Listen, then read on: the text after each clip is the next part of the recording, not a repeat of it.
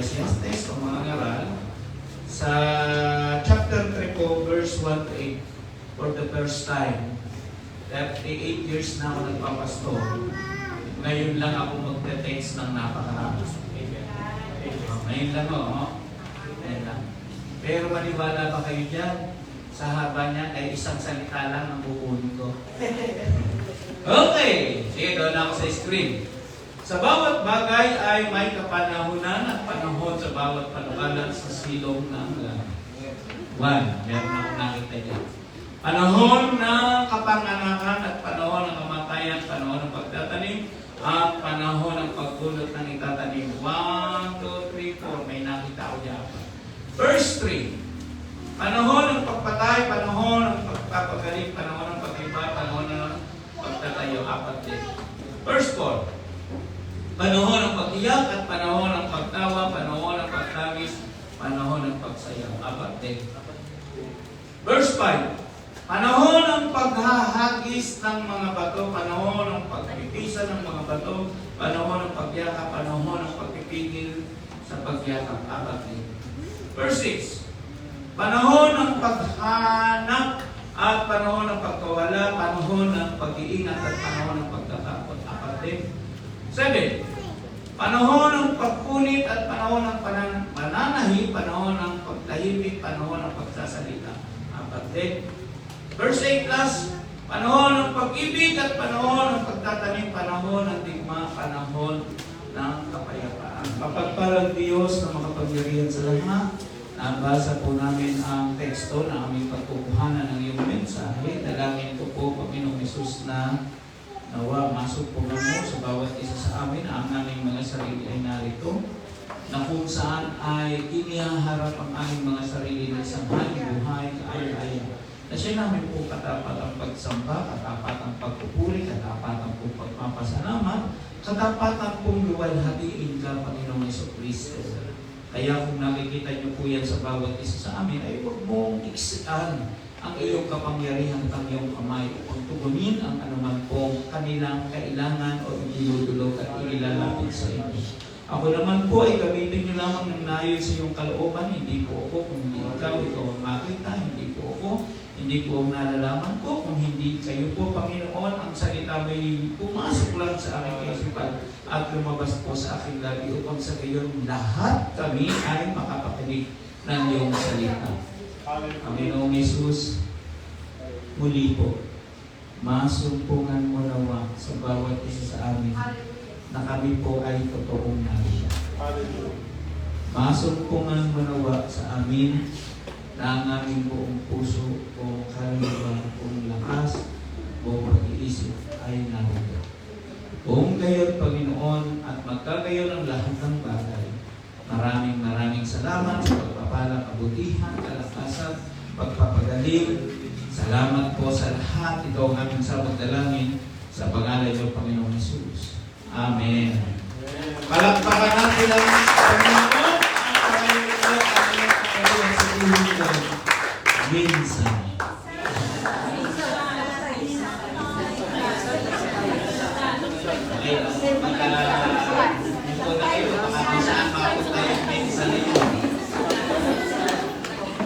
Okay! At alam niyo mga kapatid sa tama ng teksto yan.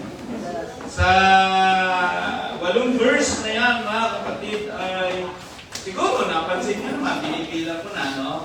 Na papansinin niyo yung salitang panahon.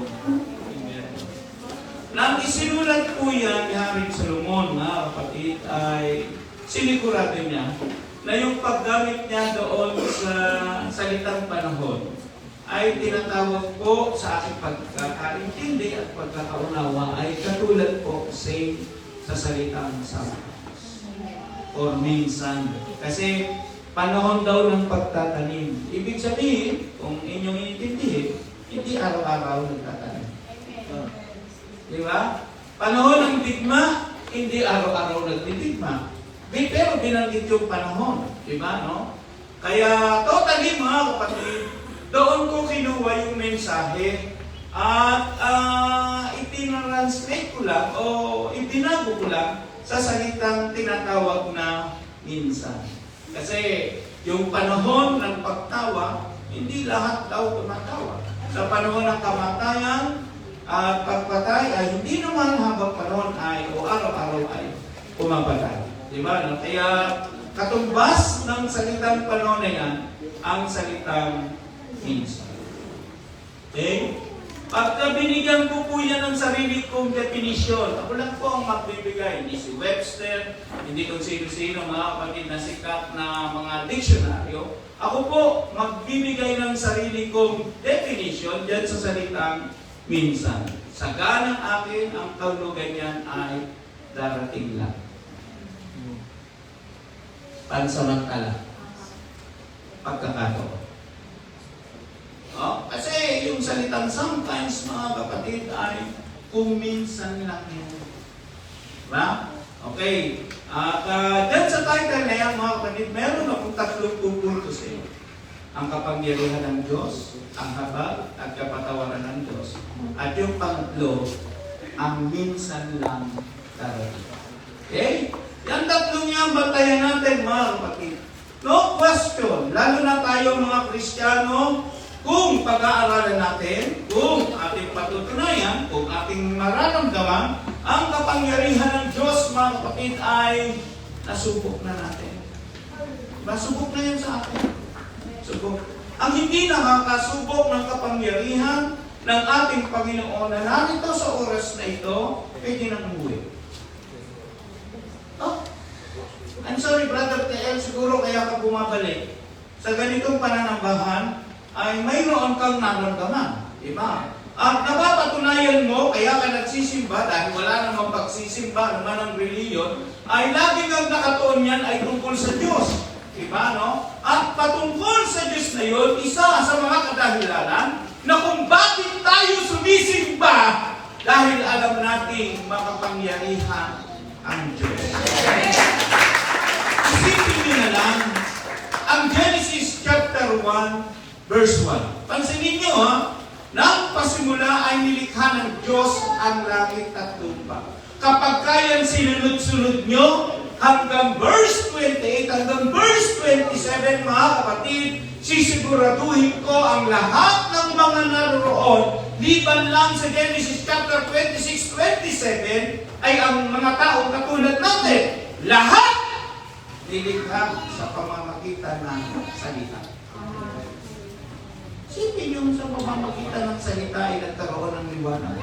Sa pamamagitan ng salita, mga kapatid, ay nagkaroon ng pananim. Sa pamamagitan ng salita ay nagkaroon ng mga punong kahoy. Nagkaroon ng hayop, nagkaroon ng bituin. Sa pamamagitan lamang ng tinatawag na salita. Salita. Hindi naman kataka-taka. John 1:1 ang kasimula ay salita at ang salita ay sumasa Diyos. At ang salita ay Diyos. Palakpakan natin. Colossians chapter 1 verse 16. Sapagkat sa Kanya nilalang ang lahat ng mga bagay sa sangkalangitan at sa sangkalupaan na mga bagay na nakikita at mga bagay na di nakikita, maging ang luklukan, maging o mga pasakot o mga pamunuan o ang kapangyarihan, lahat ng mga bagay ay nilalang. Ang lahat ng mga bagay ay nilalang sa pamamagitan niya at nauukol sa Kanya. Walang pwedeng mag-angkin nito. Kung hindi yung nagsasalita si Genesis chapter 1 verse 1 at John chapter 1 verse 1. Walang pwedeng umangkin. Lahat ng mga bagay ay ukol sa Kanya at lahat ng bagay ay nilikha sa Kanya. Ganyan yung Diyos mo na kinikilala. Ganyan yung Diyos mo kadakila. Ganyan kadakila at makapangyarihan ang Diyos nating pinaglilingkuran na narito sa dalawa o tatlo na nagtitingkong sa kanyang kabilang pangalan. Siya ay narito. Kaya hindi ko nakakayang ipagmalaki ang ating Panginoon na siya ay makapangyarihan. Lord, in fact, ang Exodus chapter 14 verse 21 to 42, ito yung isang kamangha-mangha. Parang magic nga eh. Hindi magic. At iniunat ni Moises ang kanyang kamay sa ibabaw ng dagat. At pinaghiwalay ng Panginoon ang dagat sa pamamagitan ng isang malakas na hangin sa silanganan ng buong magdamag. At ang dagat ay pinagiging tuyong lupa at ang tubig ay nahawig. Verse 22, at ang anak ni Israel ay pumasok sa gitna ng dagat sa ibabaw ng tuyong lupa at ang tubig ay naging isang kutang sa hangkutan sa kanila, sa kanilang kanan at sa kanilang kaliwa. Kahit ang scientifico, isipin mo yung dagat na andoon ang level ng tubig noon. Maniniwala po ba kayo na ang lupang kinalalagyan ng tubig na yan, imposibleng hindi basa? Imposibleng walang tubig. Kami nga noong naghukay ng mga pundasyon, 1, 2, 3, 4, 5, 6, 7, 8, 9, 10. Yung level ng tubig, ang nature kasi ng tubig, kung saan ang pinakamababa na andon siya. 1 metro, halos ganito ko, may tubig na yan, yung mga pundasyon. Ibig sabihin mga kapatid, napaka-imposible. Noong dumaraan ang mga Israelita, na hindi pwede kung sa pananaw ng tao, thinking ng tao, kapasidad ng tao, nalalaman ng tao, imposible hindi yan basa. O sa salita pa nga natin dito sa Cavite, maputi. Imposibleng walang putik yan. Kaya nga ho mga kapatid, ang napakadakila pa dyan makikita. Samantalang mga Israel ay naglalakad doon, tiyo! Samantalang yung mga karo ni Parao na babalahaw, hindi makatawid. Natatanggal ang gulong dahil hindi makadaretso. Dahil basa. Napansin niyo rin kung gaano kadakila ang Diyos na ating pinaglilingkuran at sinasampalatayan. John chapter 11, verse 43.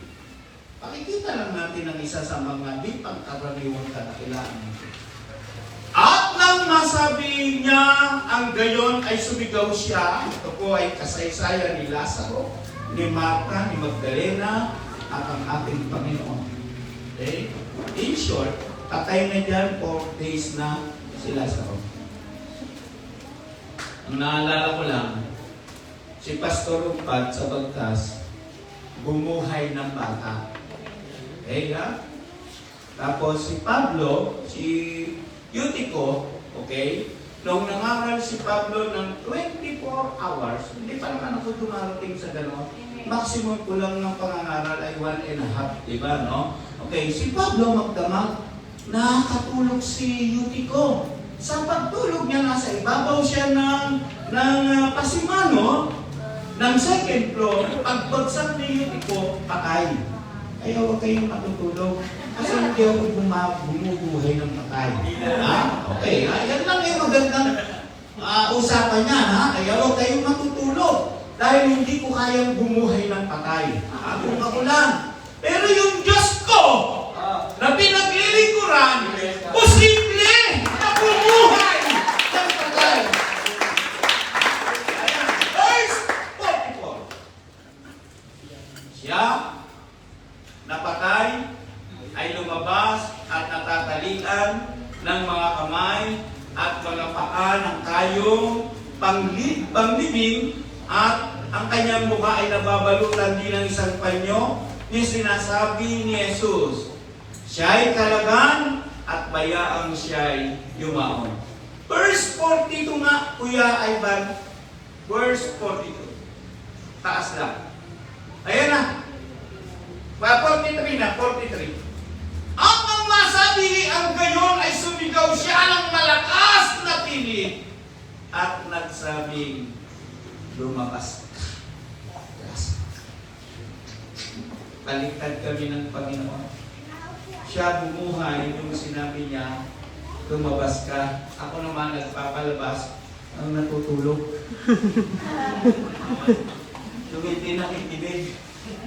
Diba, naririnig niyo sa akin yan? Lumabas na kayo. Umuwi na kayo. Diba? Kung tutulugan niyo lang ako dito, lumabas na kayo.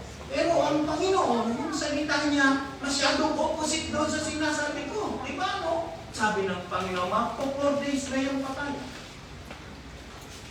Pero isipin ninyo, mga kapatid, noong sinigawan ng ating Panginoon, nang sabing, Lazaro, magbangon ka. 4 days.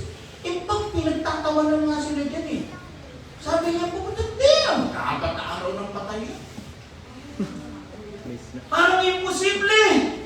Pero dahil sabi ng Luke chapter 1 verse 37 at Matthew chapter 19 verse 26, walang imposible. Amen. Amen. Praise God.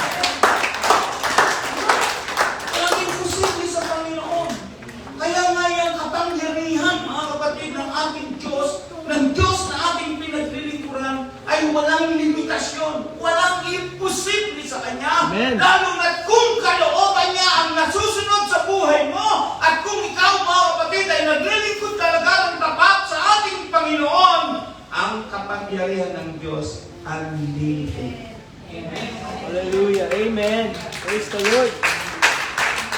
Pero, ang napakasakit, kahit sa kabila, alam natin na ang Diyos natin ay makapangyarihan. I'm sorry to tell us, hindi lahat naniniwala. Amen.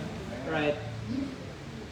Even Christian tayo, mga Christian, minsan, mga kapatid, kahit sa kabila ng ang Panginoon nakita natin dumalaw sa buhay natin. Kahit minsan, mga kapatid, na napatunayan mismo natin sa anak natin, minsan kahit sa future natin, napatunayan natin ang ating Panginoon, minsan din ang kapangyarihang ito'y hindi pinaniniwalaan ng Diyos. Kasi kung pinaniniwalaan, puno-puno tayo sa simbahan. Right. Amen. Amen.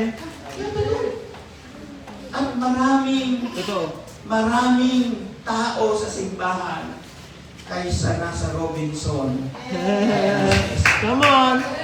Amen. Kung totoong alam niya na ang Diyos ay makapangyarihan. Diba? Kaya kung patutunayan natin, mga kapatid, kung sakalang atin lamang mga sarili, alam natin, mismo ang puso natin, mismo ang patotoo natin, mismo ng anak natin, mismo nangyayari sa ating buhay, sinasabi natin, makapangyarihan ang Diyos ko. Amen. Kasi hindi tayo magpapatuloy sa ganitong uri ng pananampalataya. Ako, 40 years na ako, this coming October 11, mga kapatid. 1985, 2025, 40 years na akong kumikilala at nakakakilala sa ating Panginoon. Kung hindi ko naramdaman, kung hindi ko nakilala, kung hindi ko napatunayan, napakadakila at makapangyarihan ang Diyos kong pinaglilingkuran at tinanggap noon pa, baliwala sa akin ang pananampalataya nito. Oh. Amen. Pero dahil sa ako, ikaw, tayong lahat, narito mga kapatid, at ito'y isang patunay na ating pinaninindigan ang kapangyarihan ng ating Diyos. Amen. Pangalawang puntos, ang Diyos ay mahabagin, mapagpatawad. Okay? Sabi ng 1 John, chapter 1, verse 9. 1:9. 4:9 po yan. 4 pa yung nailagay ko. Kung Korea ay patawad. Yan! Kung ipapahayag natin ang ating kasalanan, ay tapat at banal siya na tayo patatawarin sa ating kasalanan at tayo nilinisin sa lahat ng uri ng kalikutan. Bakit plus nga, ngayon lang pumasok sa akin to? Isaiah chapter 1 verse 18, related lang yan dyan sa 1 John chapter 1. Magsiparito kayo ngayon at tayo yung mga tutuliranan, sabi ng Panginoon, bagamat ang inyong kasalanan ay maging tilang mapula at magiging mapuputi na parang niebe. Bagamat magiging mapulang gaya ng matingkad na pula, kahit sundulan yung kasalanan na ginawa mo, ang sabi ng Panginoon, gagawin niyang maputi na parang niebe at magiging parang balahibong bagong paligong tupa. Yan yung magpatawad ang Panginoon. Amen. Praise the Lord. Iba na lang, isang kasalanan ang huwag lang natin gagawin, yung blasphemy, yung ikaw ay namumusong sa Espiritu. Ingatan natin yan, yung mga nananalangin dito, sa panahon ng kanilang pananalangin, kinakausap ang ating Panginoon, huwag na huwag mong kukutsain. Huwag na huwag mong pagtatawanan. Kapag ka nagpupuri ang isang tao at nasa influensya ng Holy Ghost, huwag na huwag mong pagtatawanan. Huwag mong kukutsain kasi yun ang salitang blasphemy. Namumusong ka, nilalapastangan mo, hindi yung tao, kung hindi yung nasa influensya ng banal na Espiritu.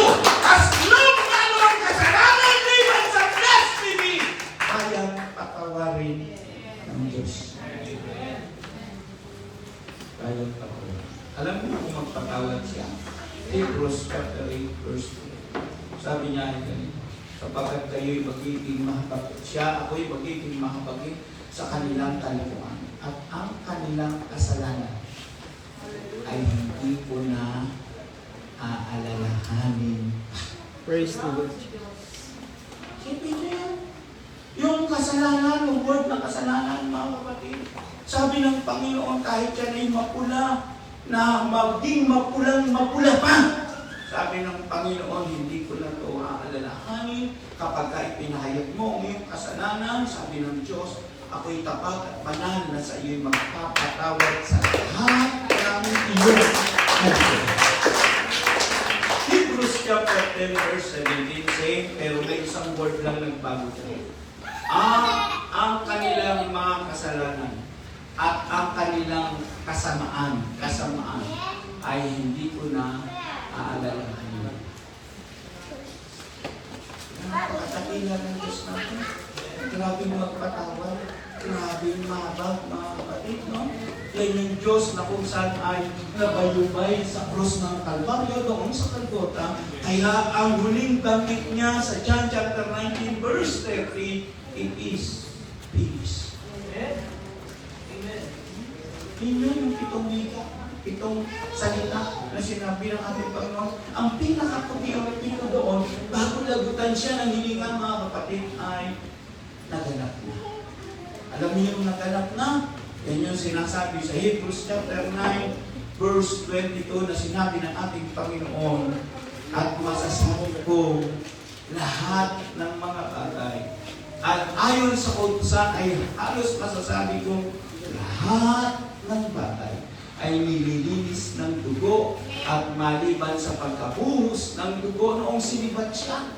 At tumilis yung dugo doon sa lupa ng Golgotha, mga kapatid. Ang sabi niya naganap na dahil sa pagkabuhos ng dugo ito, lahat ay may kapatid. And without shedding of blood, there is no remission. Siyempre nyo, kaya yung napakaganda nung sinabi ng 1 John 1:9, mga kapatid, na kung ipapahayag natin ang ating kasalanan, siya'y tapat at banal na sa atin ay magpapatawad. Tapos pagka tayo pinatawad, make sure lang na doon ako sa nagsasalita na totoong nagsisisi. Ha? Hindi ako nagsasalita, hindi tayo nagme-mensahe na doon sa nagsasabing nilalaro ang kapangyarihan ng Panginoon. Hindi ako nagsasabi doon sa mga tao na binabaliwala o sinasamantala o sinasabi natin, take it for granted lang yung kanyang pananalita sa ating Panginoon. Hindi ako nagsasalita sa mga tao hindi seryoso. Nagsasalita tayo at ang mensahe nito doon sa mga taong totoo na tapat na lumalapit at totoong lumulunod at totoong nagpapakumbaba at totoong sinasabing patawarin mo ako, Panginoon. Nagaganap yung Hebrews chapter 8 verse 12.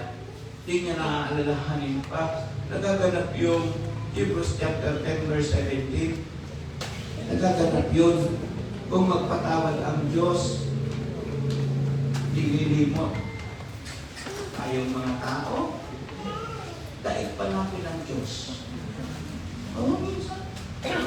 Pagka tayo ay nagkasamaan ng loob, minsan nagihado tayo, minsan naapakan tayo, naapakan ng pagkatao natin. Minsan mga kapatid, nasagi yung ego natin. Minsan minaliit tayo.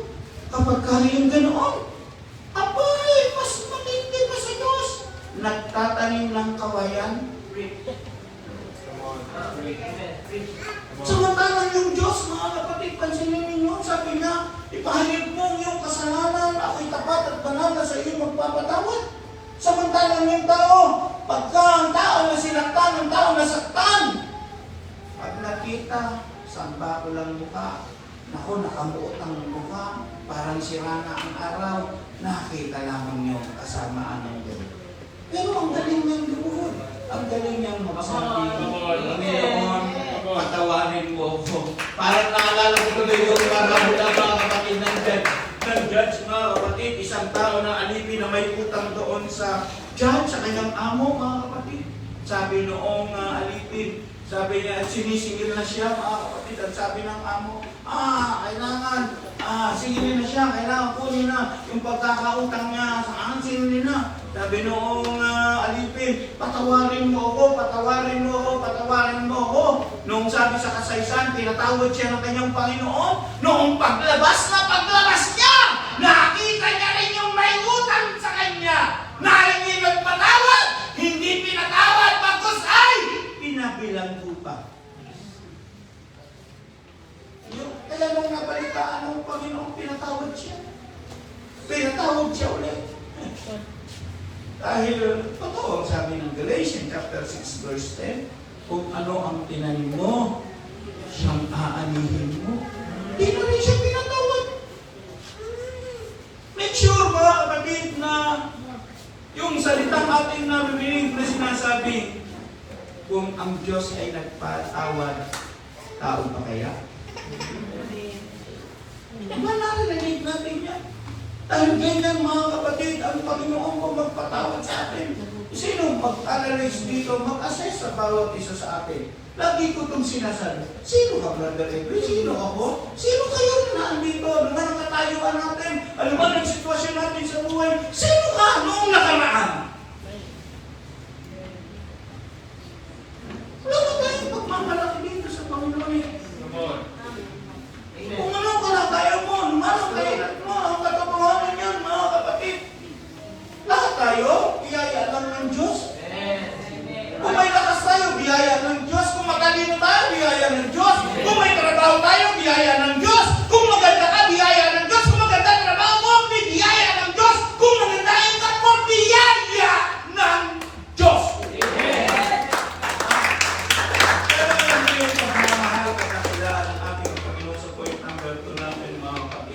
Alam niyo po bang kung ang Diyos ay nagpapatawad, pinatawad tayo at nagpapatawad tayo? Minsan din, binabaliwala ito. Oo. Sipin mo. Alam niyo po ba, ako lang magbibigay ng interpretation, hindi ko to doctrine ng sa akin lang itong interpretation. Bakit noong pinako ang Panginoon ay sa kanila? Sa akin lang itong interpretation. May interpretation kayo sa inyo. Pero ito sa akin lang. Nakalipa ang Panginoon. Alam niyo po ba kung bakit? Sa understanding ko lang. Bukas ng bukas yung tao na lumapit sa Kanya dahil naka-open.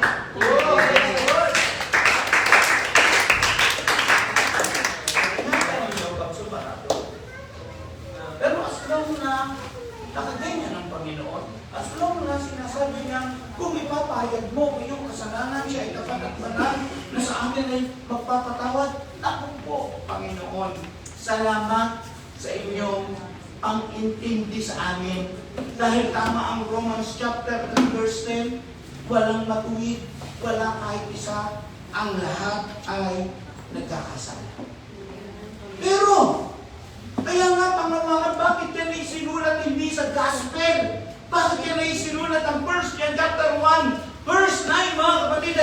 epistle.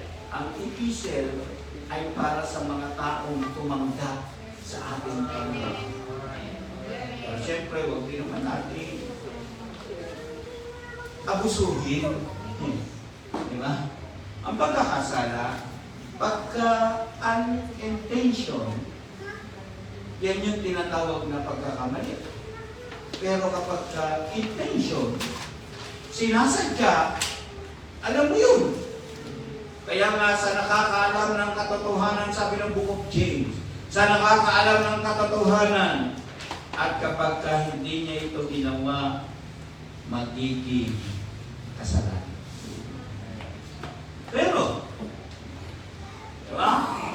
Samantalahin natin habang bukas ang palad ng Panginoon na sino mang nagkakamali at nagkakasala. Ang sabi niyang mahigpit na bibig niya ay ipahayag mo ang iyong kasalanan, kasamaan, pagkukulang, mga bagay na nasalita, mga bagay na nakilos, mga bagay na inisip. Ako'y tapat at banal na sa iyo'y magtatatawa. Pero, babanggitin ko na naman yung salitang minsan. Minsan, walang kapangyarihan yun. Isipin ninyo ha, buksan natin ang Mark chapter 16, verse 16. Ang sumasampalataya at mabautismuhan ay maliligtas, dadapat ang hindi sumasampalataya ay parurusahan. Okay, offer yan. Offer yan. Offer. Okay? John chapter 3, verse 3 to 5. Okay? Sumagot si Jesus at sa kanya'y sinabi, katotohanan ang sinasabi sa inyo, maliban ang tayo panganak na muli ay hindi siya makakakita ng kaharian ng Diyos. Verse 4.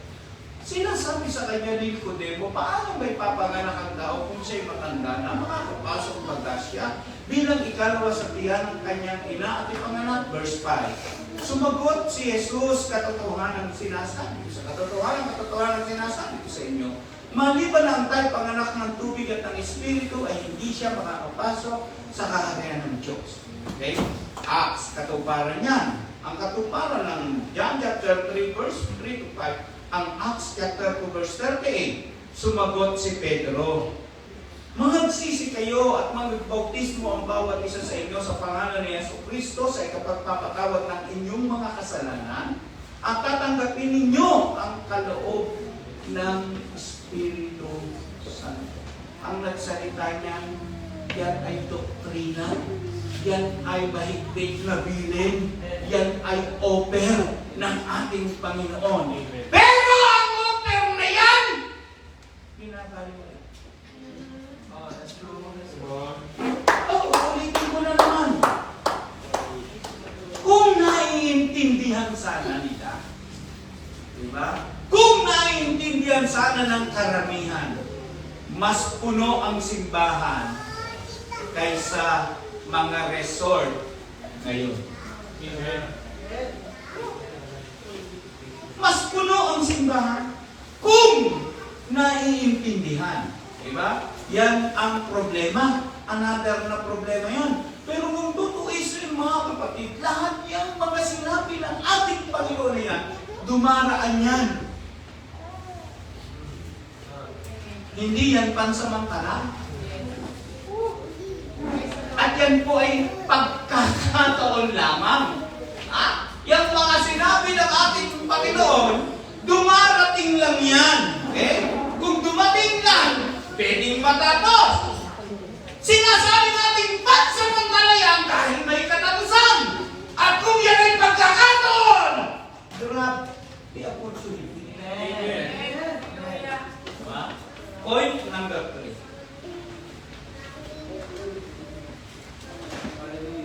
Dumarating or ang minsan dumarating lamang. Kanta eh. Mahilig na ngayon ako. Napansin nyo ba? Mahilig na ako kumanta. Nagkakantayin ako dalawang paragraph pa, isang sentence, gano'n. Diba sa awit yung isang lita? Parang kanta. Alam nyo may kantang minsan? Minsan lang kita naging mamamahal.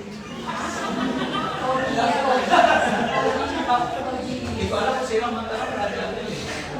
Pero ang nakapukol sa akin doon, yung stanzang, minsan lang kita mamahalin, minsan lang kita iibigin.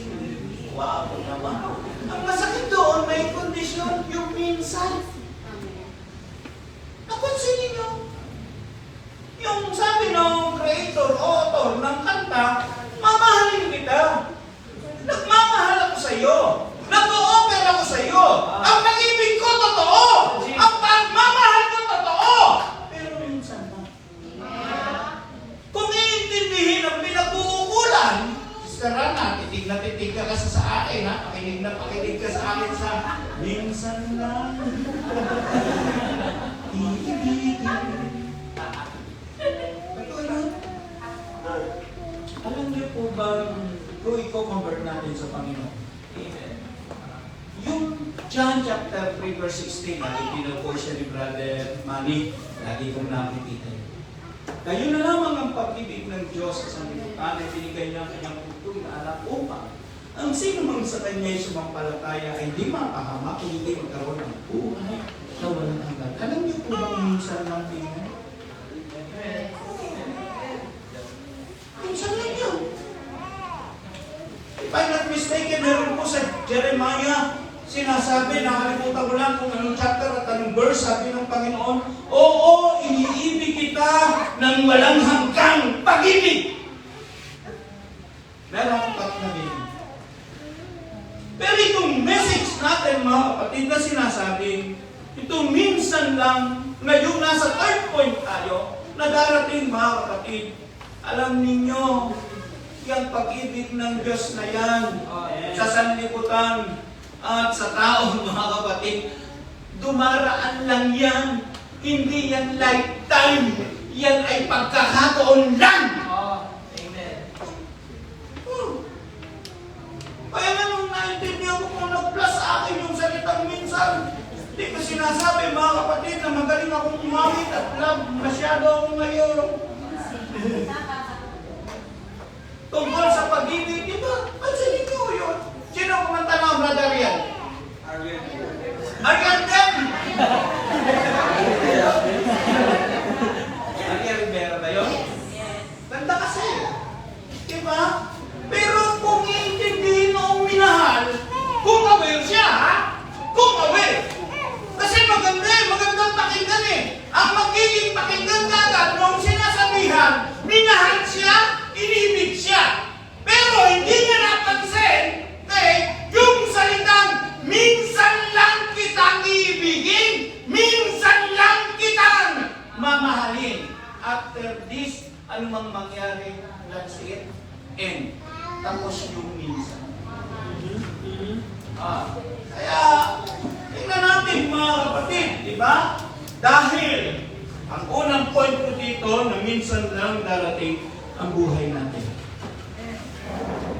Meron akong 5 na tatalakayin dito. 6 na tatalakayin dito. Ang buhay natin. Alam niyo, sabi nga ni Brother Jay, lagi niyo naman naririnig sa akin. Sino nakakagarantya ng bukas buhay tayo? Pag minsan sinasabi yan, yung sabi nga ni Brother Jay, kung hindi mo nga alam yun, dati ako yan, di ba? Paglabas mo na, pagkakan, patay ka, may narinig ako sa likod ko, in Jesus' name. Di ba? Sino makakaalam mga kapatid, ng buhay natin, buhay tayo, mamaya buhay tayo, buhay tayo, bukas malakas tayo. Sabi nga ni Brother Jay, nagsusuper science siya, ang level niya, 7! Di ba naisip ba yun? Tapos nakatayo yung buko. Di ba yun? Buko! Itaw kayo kasi kayo. Napakalakas! Mali yun. So super science, sipin mo, ilang pulis yun. Yung pulis sa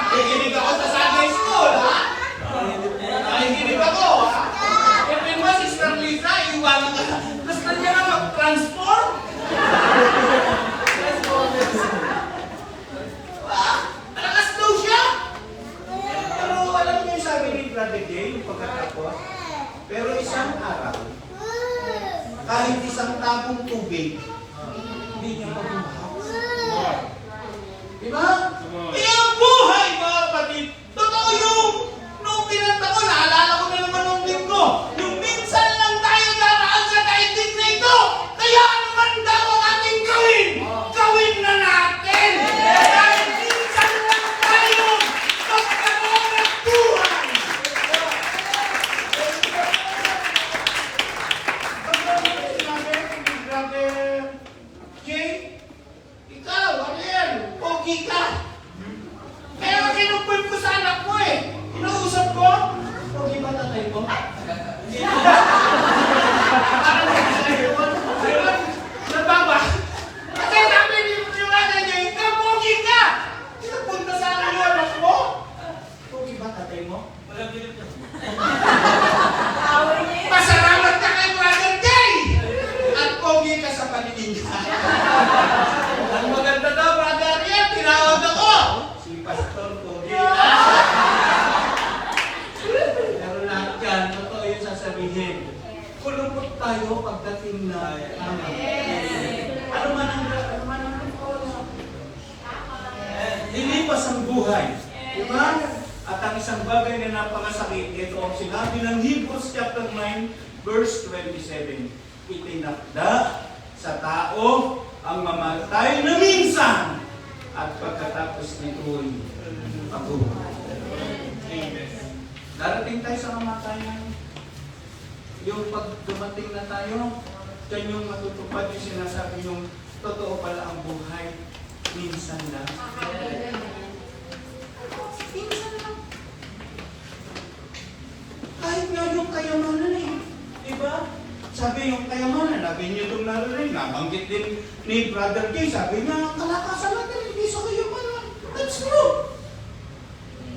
Totoo, mga kapatid, ang kayamanan natin talagang minsan lang yan. As long na nandito tayo sa buhay na ito, habang nabubuhay ka at pinagpapala ka ng Panginoon, sa'yo yan! Pero pag namatay ka, hindi na sa'yo yan, sa anak mo na yan. Ang sama-sama kung may utang ka, hindi sa anak mo yan, sa pinagkautangan mo yan! Tingnan nyo ang sabi ng Matthew chapter 24. Pansinin natin. Matthew chapter 24 verse 1 to 3. At lumabas si Jesus sa templo at pagyahon sa kanyang lakad at pagsilapit sa kanya ng kanyang mga alagad upang sa kanya ipamalas ang gusali ng templo. Okay, take note ha mga kapatid. Nag-aral ako sa Bible School, may subject akong Bible Lunch. Alam niyo po ba, during that time, ang gusaling templo niyan sa Israel, ang pinakamagandang gusali sa buong daigdig. Yan. Tingnan niyo sinabi ng Panginoon sa verse 2. Verse 2. Datapwat siya'y sumagot at sa kanya'y sinabi, hindi ba ganinyo na nakikita ang lahat ng mga bagay na ito? Ano ang sabi? Katotohanan. Okay? Kinukonfirm. Sinasabi ng katotohanan, hindi ka sinungalingan. Pag sinabing katotohanan, magaganap. Katotohanan. Sinasabi ko sa inyo, dito ano mang asset mo, ano mang asset ko, ano mang nasa atin. Please understand this. Sabi ng Panginoon, dito'y walang maiiwang isang bato sa ibabaw ng ibang bato na hindi babagsak, mawawala ng kabuluhan at walang kwenta. Kahit anong kayamanan natin. Ay tulutan mo ako sa asawa ko. Pampiyanan ko may kaya. Lumaki yung may katulong.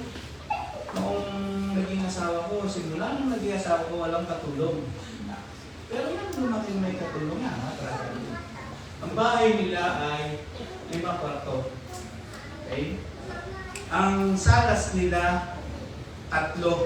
Okay? Nakikita ko na sa inyo, ha? Ang kanilang dining, 2. Okay? Bukod sa kitchen, 2 kitchen yan, may dirty kitchen pa sila. Okay? I-visualize nyo kung gaano kalaki yun. Yun yung kinalakihan ng asawa ko. Okay? Pero ngayon, iba na. 4 lang na lang ang bahay. 36 square meters na lang. Ang point ito, August 6, ang tanda namin, namatay yung biyanan ko. Okay? August 6, 1992. 1992. Alam niyo po ba kung kakaong ng biyanan ko? Ito nung tanong ng asawa ko, ha? Dahil nandun tayo sa pulpong kayamanan. Ha? Alam niyo po ba ang halaga ng ataon ng biyanan kong lalaki? Okay. Nang panahon na yan, pagkaho yan ay kinonvert ko ngayon, bilyon yan. 90,000 lang naman noong panahon na yun. Alam niyo, sabi ko sa sarili ko, kayamanan ko na ngayon eh. Okay? Ibig sabihin, 90,000. Ito lang ha. Ibig sabihin, ang totoo, kahit anong yaman ang biyanan ko noon, mga panahon na yun, walang nadala, isang barong, isang pantalon, 2 balis na medyas, that's it. Pinabantayan nga yun eh. Sa suportero, kasi mayroong kaper. Yung kataon, may kaper. Bakal yung kaper.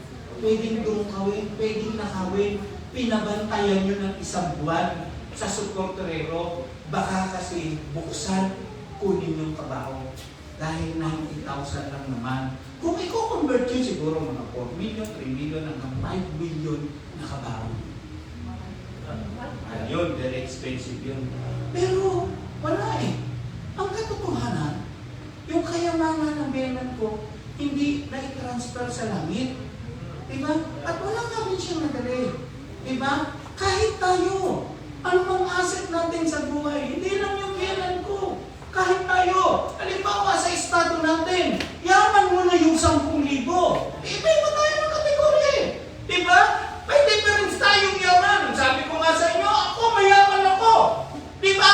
Pero mas mayaman ito sa akin at mas mayaman yan sa akin. Depende sa katayuan mo. Kung ang 1,000 yaman mo, yung 1,000 yan, hindi mo madadala yan.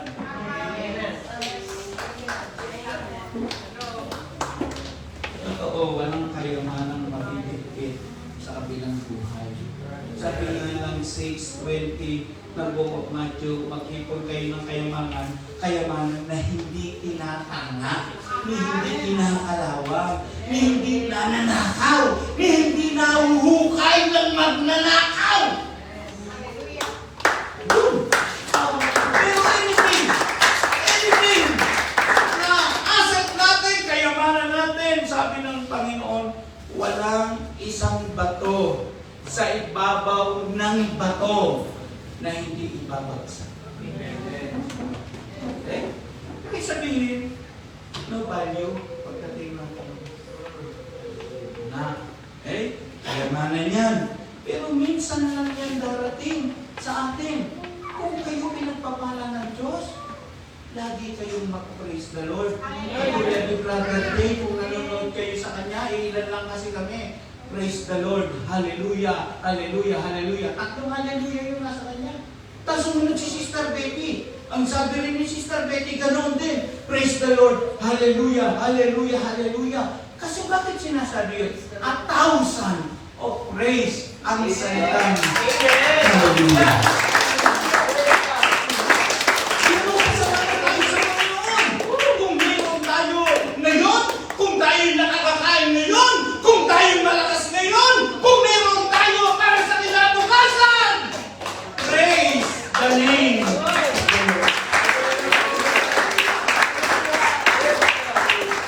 Dahil minsan lang yan, hindi lahat. Sabi ko sa inyo, pag kami nakain, nabulong ako sa isip ko, kinakausap ko ang Panginoon. Sabi ko, salamat sa privilege na ito, Panginoon. Kasi alam ko, mayroong nasa labas na hindi po nakain. Pero hindi na. Mamaya, kakain tayo ng lunch. Pero sa kabilang ibayo, sa ibang lugar, mayroon na nakakapalan ng mukha, sumasahod, at sinasabing pambili ng bigas. Dahil hindi lahat tumarating ang kayamanan sa buhay ng isang tao. But make sure, ilagay mo sa isip mo, minsan lang yan, pansamantala lang yan, at grab the opportunity and pagkakataon. Pangatlo, hindi lahat po na itataas ng Panginoon, hindi lahat po natatanya, hindi lahat po sumisikat. Hindi lahat may kakayahan. Job chapter 12 verse 13. Sabi ng Panginoon, nasa Diyos ang karunungan at ang kakayahan, sa Kanya ang payo at pagkaunawa. Nasa Diyos ang kakayahan. Hindi lahat may skill.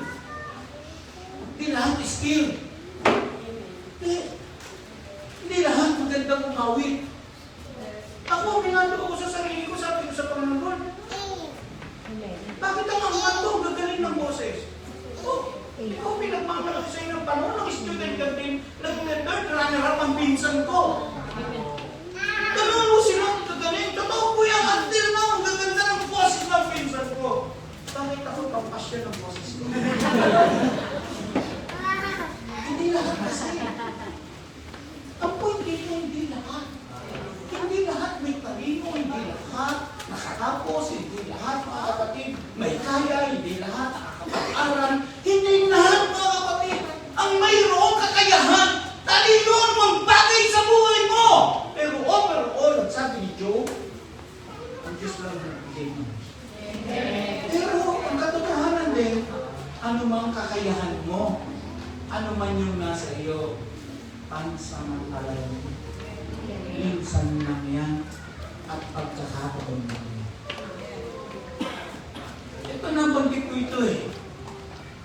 Tingnan nyo rin itong kagandahan. Kanina napakahapyaw ko. Tinigil ko kasi dahil alam ko meron ako dito sa Facebook. Yung sinabi ko, Pogi si Prada. Tinigil ko na. Nung pag sinabi ko si Pastor, Pogi, tinigil ko na. Kasi meron akong preaching nito. Ito na yung kasunod.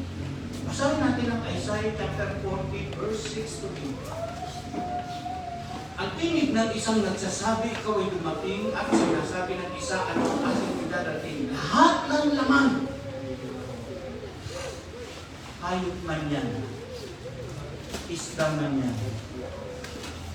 Ang interpretation ng damo dyan, matutunaw, mawawala. Lalo na yung tao. Lahat ng laman ay damo. At ang buong kagandahan yun ay parang bulaklak sa parang. Lahat tayo dumarating tayo sa peak ng kagandahan. Dumarating, huwag niyong sabihin, dumating kayo sa peak ng kagandahan niyo. Dumating kayo sa peak na napapansin kayo. Dumating kayo sa peak na blooming kayo. Dumating kayo sa peak na maganda kayo at pogi kayo. Totoo yan. Pero verse 7, ang damo ay natutuyo at ang bulaklak ay nalalanta, sapagkat ang hinga ng Panginoon ay humihip doon. Tunay na ang damo, ang bayan ay damo. Pag sinabing bayan, sabi nga ng Matthew chapter 1 verse 21, ang aking bayan ay aking ililigtas. Tao yan. Verse 8, ang damo ay natutuyo, ang bulaklak ay nalalanta, ngunit ang salita ng ating Diyos ay manalagi at kakailangan. Naintindihan mo natin yan? Ulitin ko. Anong pogi mo, anong ganda mo, anong kayamanan mo, anong talino mo, mga kapatid, anong manglakas mo, damo ka, damo ako, damo tayong lahat. Bulaklak ka, dumating ka pa sa pagkabuko, dumating ka sa mamumukadkad ka, dumating ka sa bulaklak na. Pagkatapos ganon kayo din bumabagsak ang mga petal. Dumarating sa pagkabagsak dahil ang sabi ng Panginoon, ang bulaklak ay nalalanta, ang bulaklak ay natatapos. Ang kayamanan natatapos, ang kakayahan natatapos, ang katanyagan natatapos. Sino meron ko? Ano lang naman ito? Sample. Hindi naman sa sabihin mo. Kaya may mga snapper ng sample sa Diyos. Sabi mo, bakit ka lang born with a golden na yata spoons? Hindi sila gold na sila. Ante kay Joshua, sa apo ni Joshua yata, hindi sila maghihirap.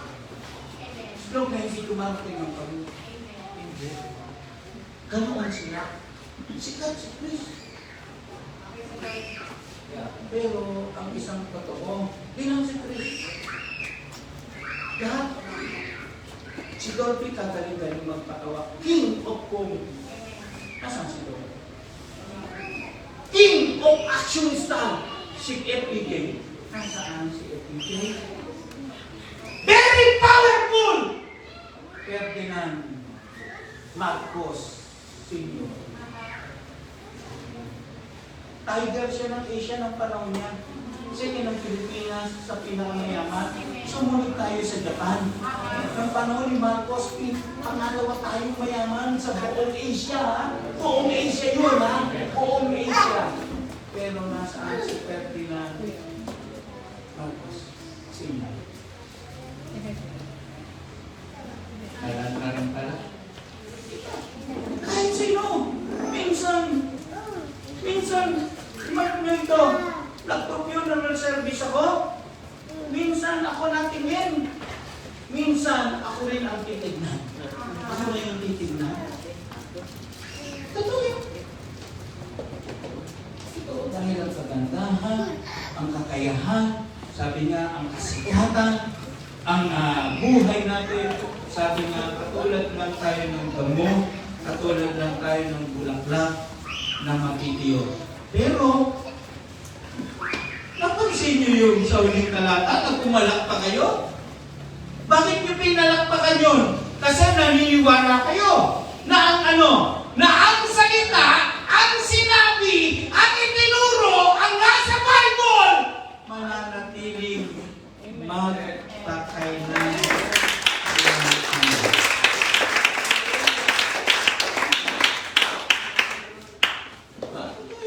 Last na pang-anim, kaligtasan. Tarahan lang ang kaligtasan. Tarahan lang. Pansamantala lang ang kaligtasan. Darating lang yung kaligtasan. Tayo, mapalad tayo. Pwede bang palakpakan natin ang Diyos?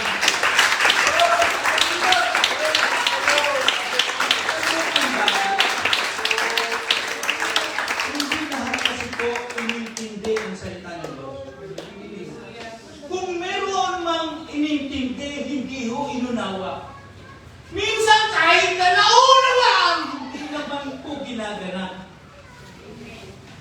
Hindi naman po sinusunod. Pero alam niyo po bang ang kaligtasan kung nasa atin, pwede bang ikip natin ang mabuti? Sabi ng Ecclesiastes chapter 12 verse 13, let us hear the conclusion of the whole matter. Una, fear God. Second, keep His commandments.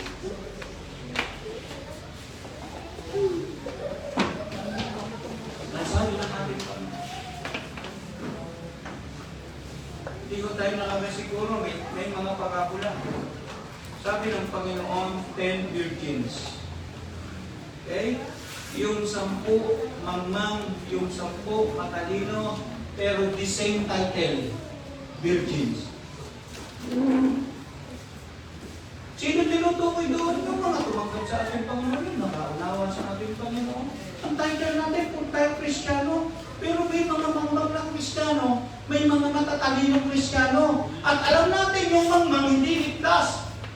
At ang ligtas lang doon, yung matatalino na mga Kristiyano o mananampalataya. Kasi saan sila naging matalino? Kinikip nila yung langis nila. Diba? Kinikip nila yung Holy Ghost nila. Iniingatan nila yung Holy Ghost nila. Iniingatan nila yung utos ng Panginoon. Hindi lang iniingatan. Tinutupad pa. Lahat tayo may oportunidad na maligtas.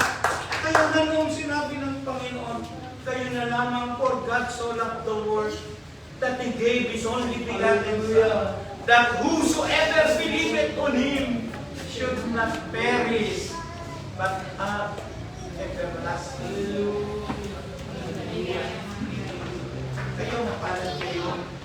Nakakapakinig kayo ng salita ng Diyos. Ako, mapalad ako dahil ginagamit ako ng Panginoon. Tayo, mapalad tayo, nasa simbahan tayo. Tayo, mapalad tayo dahil naiintindihan natin mahalaga ang Diyos. Dahil mapalad tayo dahil ano? Dahil alam natin lumalapit at lalapit ang Panginoon sa atin. Pero yan ay magiging minsan lang.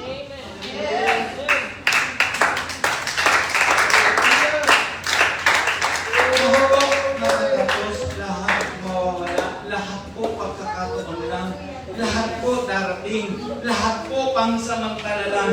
Dahil yan ang isang salitang minsan lang. Lahat, kahit ikaw, pag tuwid ng dalawang paa mo, ibabaon ka 6 feet below the ground or 3 feet below the ground. Babalik tayo sa alabok.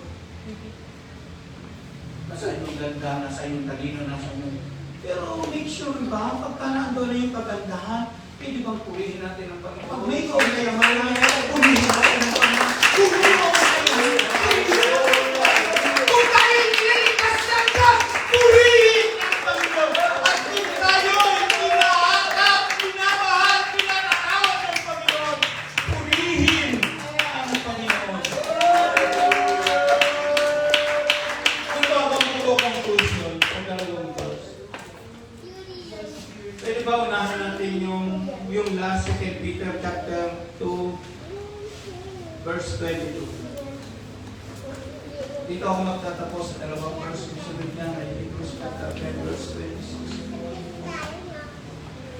Pakinggan ninyo dahil ito'y sinabi sa mga Kristiyano. Yung dumaraan, okay? Yung nakakatamasa kung gaano kabuti, kadakila ang Panginoon. Sila ho to, ha? Sila ho yan, mga kapatid na presently nasa Panginoon. Nangyari sa kanila ang ayon sa wikang tunay. Nagbabalik muli ang aso sa kanyang sariling supa. At sa lumulublob sa gusali ang babaeng baboy na nahugas. Lahat tayo subject na mag-backslide. Hindi po kayo tinatanong. Come on. Lahat tayo subject, pwedeng mawala.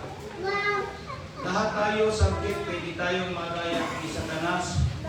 Lahat tayo subject na pwede tayong gayain, ibalik ni Satanas sa dati nating pagkatao. Lahat tayo.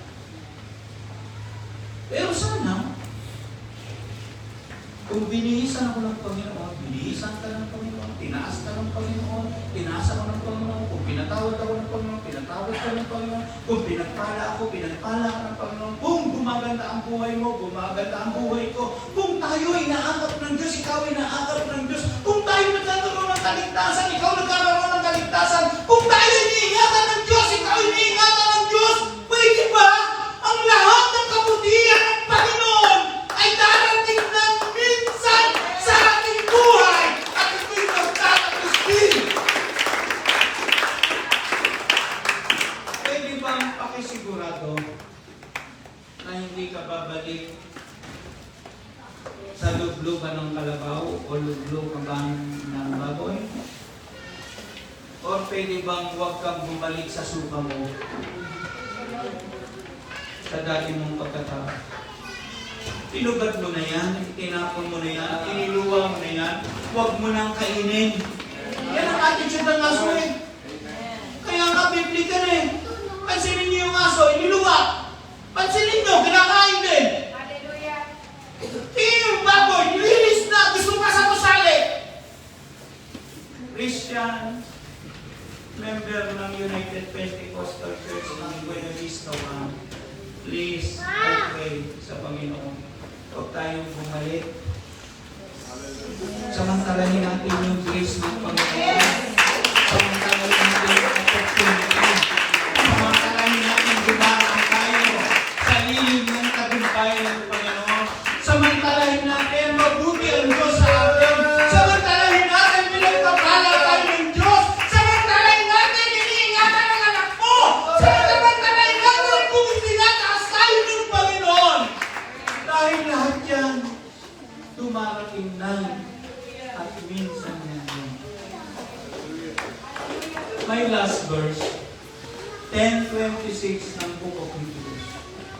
Sapagkat kung ating sinasadya ang pagkakasala. Pagkatapos na ating matanggap,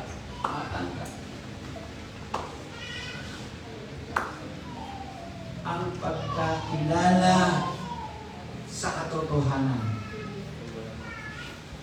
Ang sabi ng Panginoon ay wala nang hanging natitira pa tungkol sa mga kasama. Kahit lahat ay tumayo mga kapatid.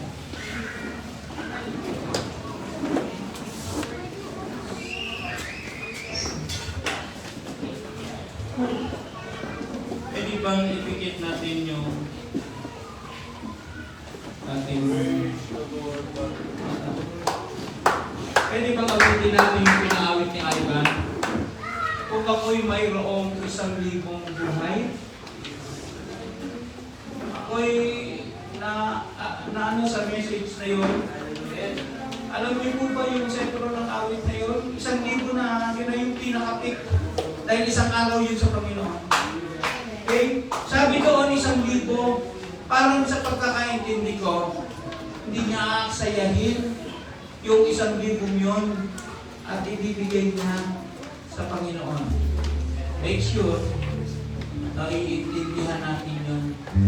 Kung mayroon daw akong 1,000 buhay, 1,000, wow. Okay. Pero kahit 1,000 yun, ang sabi ng awitin, hindi ko ito sasayangin. Ibibigay ko itong 1,000 buhay. Kung sinasadya natin ang ating pagkakasal, wala nang hain natin. Huwag kang bumalik katulad ng baboy na inugasan na. Huwag kang maging katulad ng aso na bumabalik sa kanyang suha.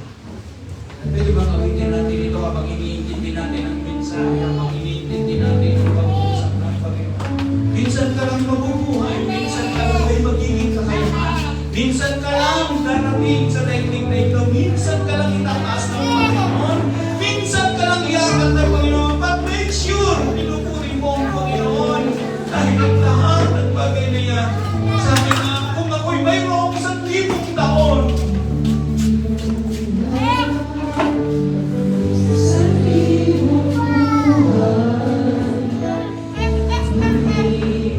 kung mayroong kang kakayahan, bakit hindi mo bigay sa Panginoon?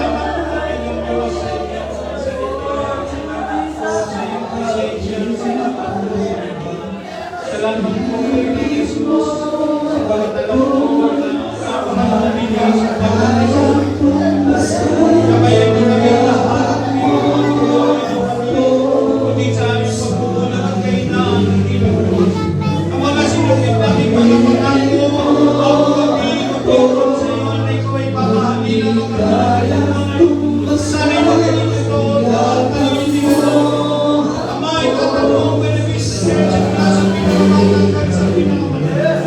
Ingatan mo, kanilang pinagalan.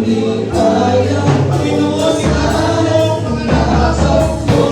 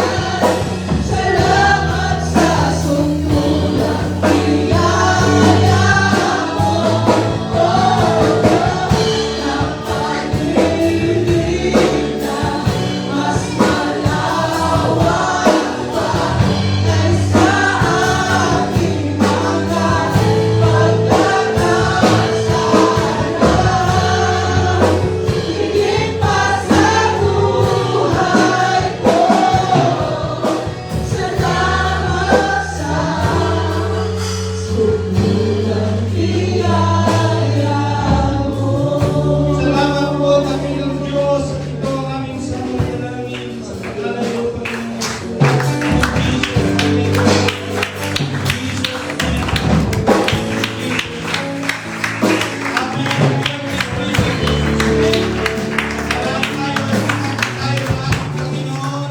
Sorry po, tinapos tayo ng God bless you.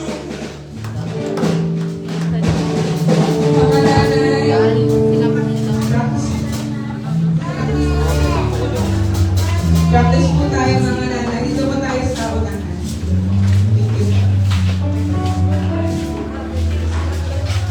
Thank you.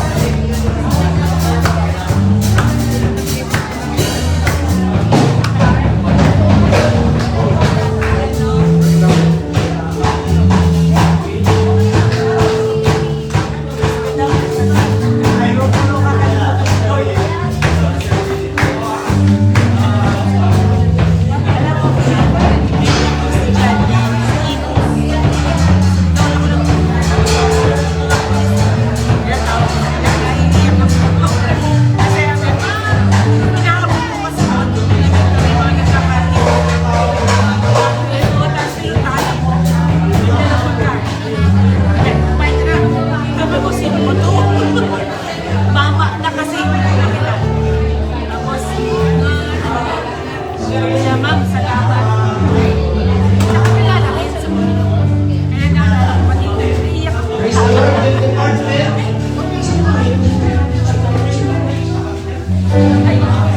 Yun sa mga hindi ko po uuwi, yung mga available po, pwede po humingi ng tulong po ayos na po sa likod. Kaya church natin. So, iba na